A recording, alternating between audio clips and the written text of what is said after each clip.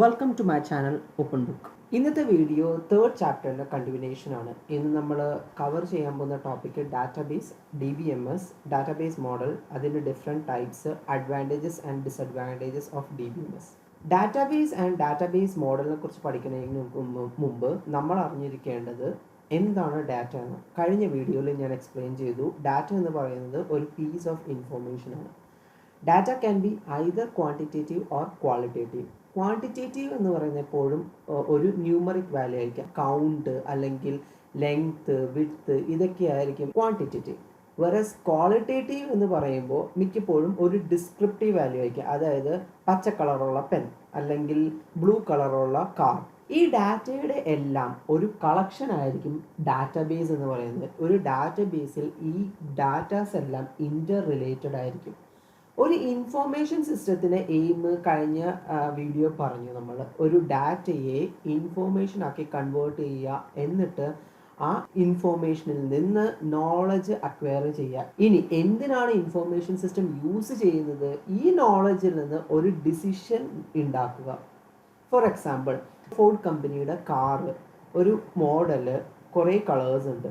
ആ മോഡലിൽ ഒരു പ്രത്യേക കളറ് ഒരു റീജിയനിൽ ഒരുപാട് സെല്ല് ചെയ്യുന്നു. അവർ അതിൻ്റെ ഡാറ്റ ഒക്കെ കളക്ട് ചെയ്ത് കഴിഞ്ഞ് വന്നപ്പോൾ അവർക്ക് മനസ്സിലായി ഈ ഒരു പ്രത്യേക ടെമ്പറേച്ചറിൽ ഒരു പ്രത്യേക പെയിൻറ് യൂസ് ചെയ്യുന്നത് കൊണ്ടാണ് ആ മോഡലിൽ ആ റീജിയനിൽ ഒരുപാട് സെയിൽസ്. അവർക്കൊരു നോളജ് കിട്ടി. അതിൽ നിന്ന് അവർ ഡിസിഷൻ ഉണ്ടാക്കണേ എന്തുകൊണ്ട് സെയിം സ്പെസിഫിക്കേഷനുള്ള വേറൊരു റീജിയനിൽ ഇതേപോലെ തന്നെ ഇതേ കളറ് കൂടുതൽ സെല്ല് ചെയ്യാൻ പറ്റുമോ എന്ന്.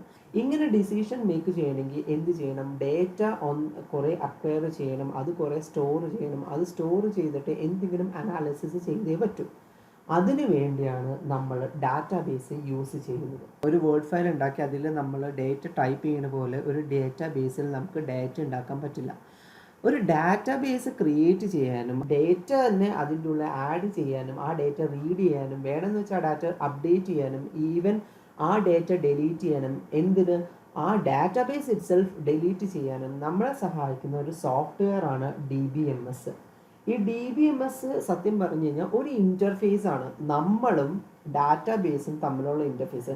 എൻഡ് യൂസർ കൂടാതെ തന്നെ ഒരു സെറ്റ് ഓഫ് ആപ്ലിക്കേഷൻ. അത് എന്ത് ആപ്ലിക്കേഷൻ? ഡാറ്റാബേസ് ആയിട്ട് കമ്മ്യൂണിക്കേറ്റ് ചെയ്യുന്ന ഏത് ആപ്ലിക്കേഷനും ഈ DBMS യൂസ് ചെയ്താണ് ഡാറ്റാബേസുമായിട്ട് ഇൻട്രാക്ഷൻസ് നടക്കുന്നത്. അതുകൊണ്ട് തന്നെ ആപ്ലിക്കേഷനെ സംബന്ധിച്ചിടത്തോളം DBMS ഒരു ഇൻ്റർഫേസ് ആണ്. ഈ DBMS ഒരു കാര്യം എൻഷുർ ചെയ്യും, അതായത് ഡേറ്റ ഓർഗനൈസ് ചെയ്തിരിക്കുന്ന കൺസിസ്റ്റൻ്റ് ആയിരിക്കും. അതുപോലെ തന്നെ ഈ ഡാറ്റാബേസിൽ നിന്ന് ഈ ഡാറ്റ എപ്പോഴും ഈസിലി ആക്സസിബിൾ ആണ്. നെക്സ്റ്റ് നമ്മൾ പഠിക്കാൻ പോകുന്നത് ഡാറ്റാബേസ് മോഡൽസ് എന്താണ് എന്നാണ്. ഈ ഡാറ്റാബേസ് മോഡൽസ് നമ്മൾ പറഞ്ഞു വരുമ്പോൾ നമുക്കറിയേണ്ടത് ഒരു ഡാറ്റാബേസിൻ്റെ ഉള്ളിൽ എന്തൊക്കെ കാര്യങ്ങളുണ്ട് എന്നാണ്. നമ്മൾ വായിക്കേണ്ടത് അടിയിൽ നിന്ന് മുകളിലേക്കാണ്. അതായത് ഏറ്റവും ചെറിയ യൂണിറ്റ് ആണ് ക്യാരക്ടേഴ്സ് എന്ന് ഡാറ്റാബേസിൽ പറയുന്നത്. ഇവിടെ ക്യാരക്ടർ ഈ 11001 ആവാം, ട്രാവലിംഗ് ആവാം, എക്സ്പെൻസ് ആവാം, അതാണ് ക്യാരക്ടർ. ഈ ഒരു കോളത്തിനെയാണ് ഫീൽഡ് എന്ന് പറയുന്നത്. അതായത് ഒരേ ടൈപ്പിലുള്ള ക്യാരക്ടേഴ്സിനെയാണ് ഫീൽഡ് എന്ന് പറയുന്നത്. ഇനി ഒന്നിൽ കൂടുതൽ ഫീൽഡ് ഒരുമിച്ച് ചേർന്നാൽ അത് റെക്കോർഡാവും. ഒരുപാട് റെക്കോർഡ്സ് കൂടി ചേർന്നത് ഒരു ഫയലാണ്. ഈ ഫയൽ ഒരുപാട് എണ്ണം ആയി കഴിയുമ്പോൾ അത് ഡാറ്റാബേസ് ആവും. ഡാറ്റാബേസിൽ തന്നെ ഒരുപാട് മോഡൽസ് ഉണ്ട്. അതിൽ 4 എണ്ണം വളരെ ഇമ്പോർട്ടൻ്റ് ആണ്. First one hierarchical database model. Hierarchical database model ഒരു ഇൻവേർട്ടഡ് ട്രീ ആയിട്ടാണ് കൺസിഡർ ചെയ്യുന്നത്. ഇൻവേർട്ടഡ് ട്രീയിൽ ഓരോരോ റെക്കോർഡ്സിനെയും നോഡ്സ് എന്ന് വിളിക്കും, അല്ലെങ്കിൽ റെക്കോർഡ്സ് എന്ന് വിളിക്കും. ഏറ്റവും മുകളിലുള്ള റെക്കോർഡിന് പാരന്റ് റെക്കോർഡ് അല്ലെങ്കിൽ റൂട്ട് റെക്കോർഡ് എന്നാണ് പറയുന്നത്. പാരന്റ് റെക്കോർഡിന് അടിയിൽ ഒരു ചൈൽഡ് റെക്കോർഡ് ഉണ്ടാവും. ഇനി ആ ചൈൽഡ് റെക്കോർഡിന് ഒരു ചൈൽഡ് റെക്കോർഡും കൂടി വന്നു കഴിഞ്ഞാൽ മുകളിലുള്ള ചൈൽഡ് റെക്കോർഡിന് നമ്മൾ പാരന്റ് റെക്കോർഡ് എന്ന് വിളിക്കും. അതായത് ഒരു സ്റ്റെപ്പ് മുകളിലേക്ക് എപ്പോഴും നമ്മൾ പാരന്റ് റെക്കോർഡ് എന്ന് പറയും. ഏറ്റവും മുകളിലുള്ളതിന് നമ്മൾ റൂട്ട് റെക്കോർഡ് എന്ന് പറയും. ഇനി ഏറ്റവും important characteristics of hierarchical model എന്ന് പറഞ്ഞു കഴിഞ്ഞാൽ ഒരു പാരൻറ്റിന് ഒന്നിൽ കൂടുതൽ ചൈൽഡ് ആവാം, പക്ഷേ ഒരു ചൈൽഡിന് ഒന്നിൽ കൂടുതൽ പാരന്റ് ഉണ്ടാവുകയില്ല. അതുകൊണ്ട് തന്നെ ഇത് 1 to many റിലേഷൻഷിപ്പാണ് എപ്പോഴും കീപ്പ് ചെയ്യണത്, അല്ലെങ്കിൽ 1 to 1. IBM ആണ് ആദ്യമായിട്ട് ഹയറാർക്കിക്കൽ ഡാറ്റാബേസ് മോഡൽ കൊണ്ടുവന്നത്. ഓൾഡ് വിൻഡോസ് XP രജിസ്ട്രീസ് ഒക്കെ ഈ ഹയറാർക്കിക്കൽ ഡാറ്റാബേസ് മോഡലാണ് റൺ ചെയ്യുന്നത്. Next database model is network database model. Network database model hierarchical database മോഡലിലെ ഒരു മോഡിഫൈഡ് വേർഷനാണ്. ഹയറാർക്കിക്കൽ ഡാറ്റാബേസ് മോഡലിൽ പാരൻറ്റ് റെക്കോർഡുണ്ട്, റൂട്ട് റെക്കോർഡുണ്ട്, ചൈൽഡ് റെക്കോർഡുണ്ട്. പക്ഷേ നെറ്റ്വർക്ക് ഡാറ്റാബേസ് മോഡലിൽ ഈ റെക്കോർഡ്സിനെ നമ്മളൊരു സെറ്റായിട്ടാണ് കൺസിഡർ ചെയ്യുന്നത്. ഓരോ സെറ്റിലും ഓണർ റെക്കോർഡ്സും ഉണ്ടാവും, മെമ്പർ റെക്കോർഡ്സും ഉണ്ടാവും. അപ്പോൾ ഈ ഡയഗ്രാമിൽ ഫസ്റ്റ് സെറ്റ് എന്ന് പറഞ്ഞ് എയും B1ഉം B2ഉം ചേർന്നതാണ് ഫസ്റ്റ് സെറ്റ്. അതിൽ A ഓണർ റെക്കോർഡാണ്, B1ഉം B2ഉം മെമ്പർ റെക്കോർഡാണ്. Second set B1 B2 C1 C2 C3. ഈ സെറ്റിലാണെങ്കിൽ B1ഉം B2ഉം ഓണർ റെക്കോർഡാണ്, C1 C2 C3 മെമ്പർ റെക്കോർഡാണ്. ഹയറാർക്കിക്കൽ മോഡലിൽ 1 to 1ഉം 1 to many റിലേഷൻഷിപ്പ് മാത്രമേ എസ്റ്റാബ്ലിഷ് ചെയ്യുള്ളൂ. പക്ഷേ നെറ്റ്വർക്ക് ഡാറ്റാബേസ് മോഡലിൽ many to 1 many to many relationship possible ആണ്. ഇവിടെ C2ൻ്റെ കേസ് നോക്കുക. ഇവിടെ C2ന് B1ലേക്കും B2ൽ നിന്നും ഒരു റിലേഷൻഷിപ്പ് ഉണ്ട്. ഈ സെറ്റ് മൊത്തം നോക്കിക്കഴിഞ്ഞാൽ C1ഉം C2ഉം C3ക്ക് ഈ B1ഉം B2ൽ നിന്നും റിലേഷൻഷിപ്പ് ഉണ്ട്. അതായത് മെനി ടു മെനി. ഇതാണ് നെറ്റ്വർക്ക് ഡാറ്റാബേസ് മോഡലും ഹയറാർക്കിക്കൽ ഡാറ്റാബേസ് മോഡലും തമ്മിലുള്ള വ്യത്യാസം. പക്ഷേ നമ്മൾ ഓർത്തിരിക്കേണ്ടത് ഹയറാർക്കിക്കൽ ഡാറ്റാബേസ് മോഡലിൽ ഒരു മോഡിഫൈഡ് വേർഷനാണ് network database model. Next is relation database model. ഒരു റിലേഷൻ ഡാറ്റാബേസ് മോഡലാണ് ലോകത്ത് ഏറ്റവും കൂടുതൽ യൂസ് ചെയ്യുന്ന ഡാറ്റാബേസ് മോഡൽ. സാധാരണ നമ്മൾ ഒരു എക്സലിൽ ഒരു ടേബിൾ ഉണ്ടാക്കിയത് അതൊരു റിലേഷൻ ഡാറ്റാബേസ് മോഡലാണ്. അതൊരു 2 ഡയമെൻഷണൽ ടേബിൾ ക്രിയേറ്റ് ചെയ്യുന്നു. ആ ടേബിളിൻ്റെ ഉള്ളിലാണ് നമ്മൾ ഡാറ്റ ഓർഗനൈസ് ചെയ്തിരിക്കുന്നത്. ഇവിടെ നമ്മൾ ഈ റിലേഷൻ ഡാറ്റാബേസ് മോഡൽ പഠിക്കുമ്പോൾ നമ്മൾ റിലേറ്റ് ചെയ്ത് പഠിക്കേണ്ട ഒരു ഡയഗ്രാമാണ് ഈ ലാസ്റ്റ് കൊടുത്തിരിക്കുന്നത്. അതായത് നമുക്കൊരു ടേബിൾ ഉണ്ട്, ആ ടേബിളിനുള്ളിൽ കുറേ റെക്കോർഡ്സ് ഉണ്ട്. ഇതൊരു റെക്കോർഡാണ്, ഇതൊരു റെക്കോർഡാണ്, ഇതൊരു റെക്കോർഡാണ്. ആ റെക്കോർഡിൻ്റെ അകത്ത് ഓരോ റെക്കോർഡിലും മൾട്ടിപ്പിൾ ഫീൽഡ്സ് ഉണ്ട്. ഓരോ ഫീൽഡും ഒരു സെറ്റ് ഓഫ് ഡാറ്റയെ ഡിഫൈൻ ചെയ്യുന്നു. ഇത്രയേ ഉള്ളൂ എന്ത് റിലേഷൻ ഡാറ്റാബേസ് മോഡൽ. ഇനി നമുക്ക് സാധാരണ ടേബിൾസ് റെക്കോർഡ്സ് എന്നൊക്കെ പറയുന്ന പോലെ റിലേഷൻ ഡാറ്റാബേസ് മോഡൽ വേറെ പേരാണ് പറയുന്നത്. ടേബിളിനെ നമ്മൾ റിലേഷൻഷിപ്പ് എന്നാണ് പറയുന്നത്. ഈ ഹെഡിങ്സിനെ students ID, name, age, subject ID, name, teacher എന്നൊക്കെ പറയുന്നത് ഒരു ആട്രിബ്യൂട്ട്സ് ആണ്. പിന്നെ അടിയിലുള്ള വാല്യൂസ് ഡൊമെയിൻസ് ആണ്. എല്ലാ റിലേഷൻഷിപ്പ് ഡാറ്റാബേസിലും ഒരു യുണീക്ക് ഐഡൻറ്റിഫയർ ഉണ്ട്. അതായത് ഒരു ഫീൽഡ് എപ്പോഴും യുണീക്ക് ഐഡൻറ്റിഫയർ. യുണീക്ക് എന്ന് പറഞ്ഞു കഴിഞ്ഞാൽ അത് ഒരിക്കലും റിപ്പീറ്റഡ് ആയിരിക്കില്ല. ആ യുണീക്ക് ഐഡൻറ്റിഫയറിന് എന്താണ് നമ്മൾ ഈ പറയുന്നത്? പ്രൈമറി കീ ആണ്. ഫോർ എക്സാമ്പിൾ ഇവിടെ സ്റ്റുഡൻസ് ID ഒരിക്കലും റിപ്പീറ്റ് ചെയ്യാൻ പോകുന്നില്ല. പക്ഷേ നെയിം വേണമെങ്കിൽ നിങ്ങൾക്ക് റിപ്പീറ്റ് ചെയ്യാം, അതുപോലെ ഏജ് വേണമെങ്കിൽ റിപ്പീറ്റ് ചെയ്യാം. എന്തിനാണ് പ്രൈമറി കീ യൂസ് ചെയ്യുന്നത്? 2 ടേബിളിലെ പ്രൈമറി കീ ഉപയോഗിച്ചുകൊണ്ട് നമുക്ക് വേണമെങ്കിൽ ഒരു പുതിയ ടേബിൾ ഉണ്ടാക്കാം. ഒന്നിൽ കൂടുതൽ പുതിയ ടേബിൾ ഉണ്ടാക്കാം. എന്നിട്ട് ആ ടേബിളിൽ നമുക്ക് ഡിഫറെൻറ്റ് വാല്യൂസ് യൂസ് ചെയ്യാം. ഇതാണ് റിലേഷൻ ഡാറ്റാബേസ്. ഇങ്ങനെയാണ് റിലേഷൻ ഡാറ്റാബേസ് വർക്ക് ചെയ്യുന്നത്. ഇത് വളരെ സിമ്പിൾ ഡാറ്റാബേസ് ആണ്. മെയിൻലി യൂസ് ചെയ്യുന്ന സോഫ്റ്റ്വെയർസ് എന്ന് പറഞ്ഞാൽ മൈക്രോസോഫ്റ്റ് ആക്സസ്, MySQL, ഒറാക്കിൾ ഒക്കെ എല്ലാം റിലേഷൻ ഡാറ്റാബേസ് മോഡലാണ് യൂസ് ചെയ്യുന്നത്. നെക്സ്റ്റ് ഡാറ്റാബേസ് മോഡൽ എന്ന് പറഞ്ഞാൽ ഒബ്ജക്റ്റ് ഓറിയൻറ്റഡ് ഡാറ്റാബേസ് മോഡലാണ്. ഏറ്റവും കോംപ്ലക്സ് ആയിട്ടുള്ള ഡാറ്റാബേസ് മോഡലാണ് ഒബ്ജക്റ്റ് ഓറിയൻറ്റഡ്. എന്നാൽ ഭയങ്കര യൂസ്ഫുൾ ആയിട്ട് ഇന്നത്തെ കാലത്ത് നമ്മുടെ സോഷ്യൽ നെറ്റ്വർക്കിംഗ് സൈറ്റ്സ് എല്ലാം തന്നെ ഫേസ്ബുക്കൊക്കെ യൂസ് ചെയ്യുന്നത് ഒബ്ജക്റ്റ് ഓറിയൻറ്റഡ് ഡാറ്റാബേസ് മോഡലാണ്.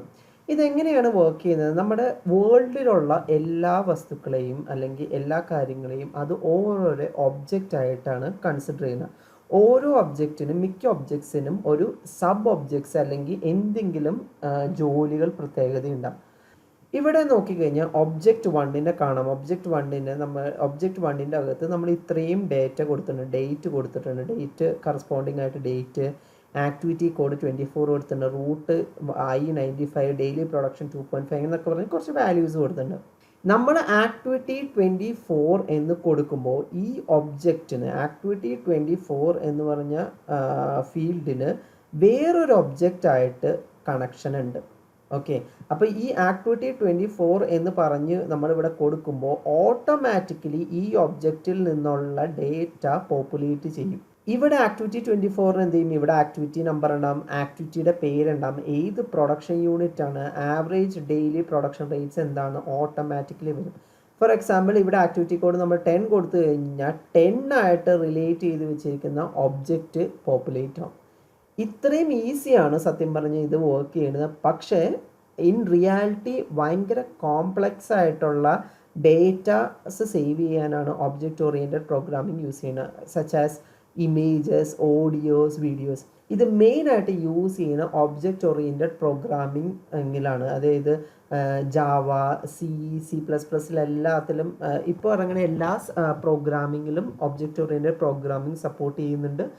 ഈ പ്രോഗ്രാമിംഗ് യൂസ് ചെയ്യുന്ന സോഫ്റ്റ്വെയർസാണ് പൊതുവെ object oriented database model use ചെയ്യുന്നത്.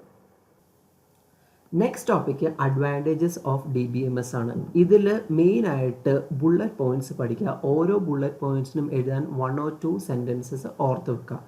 ഒരു കാര്യം കാണാപ്പാഠം പഠിക്കരുത്, എന്താണെന്ന് മനസ്സിലാക്കുക, എക്സാമിന് സ്വന്തം വേർഡ്സിൽ എഴുതുക. So first point, permitting data sharing.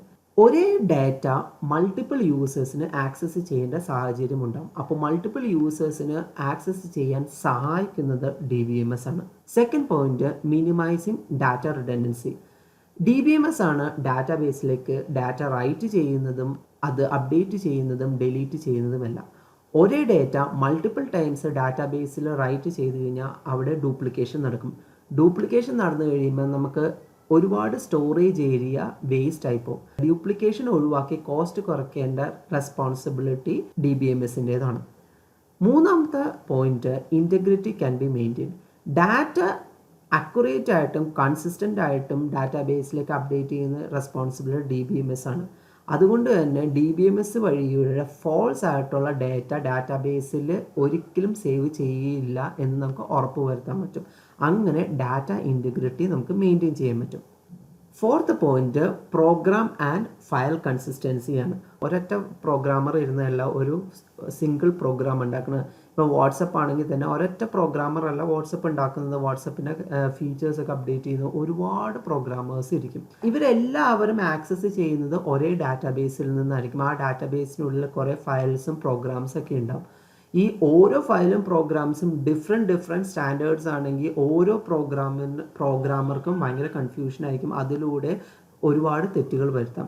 ഇപ്പോൾ DBMS എന്ത് ചെയ്യും, ആ ഒരു പ്രശ്നം എലിമിനേറ്റ് ചെയ്യും. കാരണം എല്ലാ ഫയൽസും പ്രോഗ്രാമേഴ്സും DBMS ഒരേ സ്റ്റാൻഡേർഡിലായിരിക്കും ക്രിയേറ്റ് ചെയ്യുന്നത്. അതുകൊണ്ട് എല്ലാ പ്രോഗ്രാമേഴ്സിനും പെട്ടെന്ന് അത് വായിക്കാനും പ്രോഗ്രാംസ് ഉണ്ടാക്കാൻ ഈസി ആയിരിക്കും.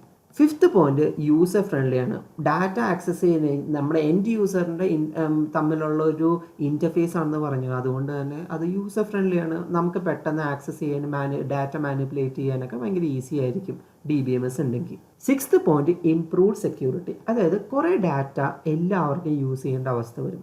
കുറേ ഡാറ്റ വളരെ കുറച്ച് ആൾക്കാർ മാത്രമേ യൂസ് ചെയ്യാൻ പാടുള്ളൂ. ഭയങ്കര പ്രൊട്ടക്റ്റഡ് ആയിരിക്കും, അല്ലെങ്കിൽ സീക്രട്ട് ആയിരിക്കും. അപ്പോൾ ആർക്കൊക്കെ ഈ ഡാറ്റ ആക്സസ് ചെയ്യാൻ പറ്റും, ആക്സസ് ചെയ്യാൻ പറ്റില്ല എന്നൊക്കെ തീരുമാനിച്ച് അവിടെ ഒരു സെക്യൂരിറ്റി പ്രൊവൈഡ് ചെയ്യാൻ DBMSന് പറ്റും. മെയിൻലി യൂസർ നെയിം ആൻഡ് പാസ്വേഡൊക്കെ വഴിയാണ് അത് അച്ചീവ് ചെയ്യുന്നത്. അല്ലാതെ വേറെ ഒരുപാട് സെക്യൂരിറ്റി മെത്തേഡ്സും DBMSന് കൊണ്ടുവരാൻ പറ്റും. അതിലൂടെ ഡാറ്റ സെക്യൂരിറ്റി DBMSന് മെയിൻറ്റെയിൻ ചെയ്യാൻ പറ്റും. നെക്സ്റ്റ് പോയിന്റ് എന്ന് പറയുന്നത് അച്ചീവിങ് പ്രോഗ്രാം ഓർ ഡാറ്റ ഇൻഡിപെൻഡൻസിയാണ്. ഈ കേസിൽ നമുക്ക് നമ്മുടെ വാട്സപ്പിനെ കുറിച്ച് ചിന്തിക്കാം. വാട്സപ്പിൽ നമ്മൾ ചാറ്റൊക്കെ ചെയ്യുന്നു. ചാറ്റ് എവിടേക്കോ സേവ് ആയിട്ടുണ്ട്, നമ്മുടെ വാട്സപ്പ് പ്രോഗ്രാമും എവിടേക്കോ സേവ് ആയിട്ടുണ്ട്. പെട്ടെന്ന് ഒരു ദിവസം വാട്സപ്പ് വർക്ക് ചെയ്യുന്നില്ലെങ്കിൽ നമ്മൾ എന്ത് ചെയ്യും, വാട്സപ്പൊക്കെ അൺഇൻസ്റ്റാൾ ചെയ്ത് പ്ലേ സ്റ്റോറിൽ നിന്ന് അങ്ങോട്ട് റീഇൻസ്റ്റാൾ ചെയ്യും. അപ്പോഴും നമ്മുടെ ചാറ്റ് നമുക്ക് കിട്ടും. അതെന്തുകൊണ്ടാണ് നമുക്ക് ചാറ്റ് കിട്ടുന്നത്? ഡാറ്റ സെപ്പറേറ്റ് ആയിട്ടാണ് സേവ് ചെയ്തിരിക്കുന്നത്. ഈ ഡാറ്റ വാട്സപ്പ് പ്രോഗ്രാമിൻ്റെ ഉള്ളിൽ തന്നെയാണ് സേവ് ചെയ്തിരുന്നത് എങ്കിൽ എന്ത് സംഭവിക്കും? വാട്സപ്പ് ഡിലീറ്റ് ചെയ്യുമ്പോൾ ആ ഡാറ്റയും കറപ്റ്റഡ് ആയി പോയാൽ അല്ലെങ്കിൽ ഡിലീറ്റ് ആയി പോയാൽ ഇപ്പോഴുള്ള കേസുകളിൽ എന്താണ്, ഡാറ്റ നമുക്ക് തിരിച്ചു കിട്ടും. ഇതന്നെയാണ് ഡാറ്റ പ്രോഗ്രാം ഇൻഡിപെൻഡൻസി എന്ന് പറയുന്നത്. ഒരു പ്രോഗ്രാമിൻ്റെ ഉള്ളിലല്ല ഡാറ്റ സേവ് ചെയ്യുന്നത്. Next point, faster application development ആണ്. മോസ്റ്റ് ഓഫ് ദ കേസസിൽ ഡാറ്റാബേസ് അല്ലെങ്കിൽ ഡാറ്റ ഓൾറെഡി അവൈലബിൾ ആയിരിക്കും. പ്രോഗ്രാമേഴ്സിനെ സംബന്ധിച്ചോളം ആ ഡാറ്റ എങ്ങനെ റിട്രീവ് ചെയ്യുന്നു, എങ്ങനെ അപ്ഡേറ്റ് ചെയ്യുന്നു, എങ്ങനെ അത് യൂസ് ചെയ്യുന്നു എന്ന ലോജിക്ക് മാത്രം ഉണ്ടാക്കിയാൽ മതി. അതുകൊണ്ട് തന്നെ ഈ പ്രോഗ്രാം ഡെവലപ്മെൻറ്റ് സ്റ്റേജിൽ DBMS യൂസ് ചെയ്യുകയാണെങ്കിൽ പെട്ടെന്ന് ആ പ്രോഗ്രാംസ് ഡെവലപ്പ് ചെയ്യാൻ പറ്റും. അതാണ് ഫാസ്റ്റർ ആപ്ലിക്കേഷൻ ഡെവലപ്മെൻറ്റ് എന്ന് പറയുന്നത്. Next topic to cover is disadvantages of DBMS. First disadvantage cost ആണ്. മോസ്റ്റ് ഓഫ് ദി സോഫ്റ്റ്വെയർസ് ഭയങ്കര കോസ്റ്റ്ലി ആണ് ഈ DBMS സോഫ്റ്റ്വെയർസ്. കൂടാതെ തന്നെ ഈ DBMS സോഫ്റ്റ്വെയർസിനെ കുറിച്ചുള്ള ട്രെയിനിങ്സ് എക്സ്പെൻസീവ് ആണ്, അതുപോലെ തന്നെ ടൈം കൺസ്യൂമിംഗ് ആണ്. സോ ലാർജ് എൻ്റർപ്രൈസിനെ സംബന്ധിച്ചിടത്തോളം ഈ DBMS മെയിൻറ്റെയിൻ ചെയ്യുക എന്ന് പറയുന്നത് ഒരു കോസ്റ്റ്ലി ആയിട്ടുള്ള ഏർപ്പാടാണ്. സെക്കൻഡ് ഡിസഡ്വാൻറ്റേജ് സെക്യൂരിറ്റി ആണ്. ഏതെങ്കിലും അൺഓത്തറൈസ്ഡ് പീപ്പിളിന് ഈ DBMSലേക്ക് ആക്സസ് കിട്ടുകയാണെങ്കിൽ നമ്മുടെ ഡാറ്റ സെക്യൂരിറ്റി ഒരു കൺസേൺ ആയിരിക്കും. അതായത് വേണമെന്ന് ആ വ്യക്തിക്ക് ഡാറ്റ ഡിലീറ്റ് ചെയ്യാം, മാനിപ്പുലേറ്റ് ചെയ്യാം, എന്ത് വേണമെങ്കിലും ചെയ്യാം. So 2 disadvantages are mainly DBMS. So all the best guys, take care.